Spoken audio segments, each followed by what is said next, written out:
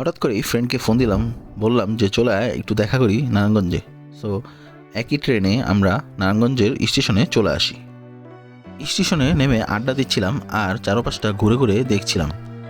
পরে রিক্সা দিয়ে চাষারা শহীদ মিনারের সামনে আসি আর এখান থেকেই একটা লাচ্ছি নেই। লাচ্ছিটা এত বাজে ছিল যা টাকাটাই আসলে বৃথা। যেহেতু কিনে ফেলেছি আর কি করার, খেতে তো হবেই, তাই খেয়ে ফেললাম আর কি। এই মিনারে যতটা ভিড় না এখন দেখছেন তার থেকে বেশি দেখা যায় সন্ধ্যার পরে।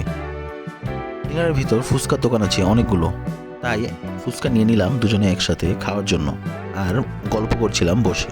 ফুচকাটা যদিও এভারেজ ছিল, বাট দাম তার একটু বেশি। বাংলাদেশে আসার পরে ফ্রেন্ডকে তেমন একটা সময় দেওয়া হয়নি, তাই ভাবলাম হঠাৎ করেই যে চলে আয় বন্ধু, একসাথে আড্ডা দেওয়া যাবে।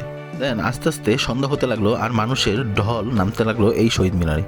পরে যদিও আমরা চা খেয়েছি, যার ক্লিপসটা নেওয়া হয়নি। এখান থেকেই মূলত আমি চা খেয়ে থাকি। যতই দূরে কোথাও ঘুরতে যাই না কেন, এখানে এসেই লাস্ট পর্যন্ত চাটা খেয়েই বাসায় যাই।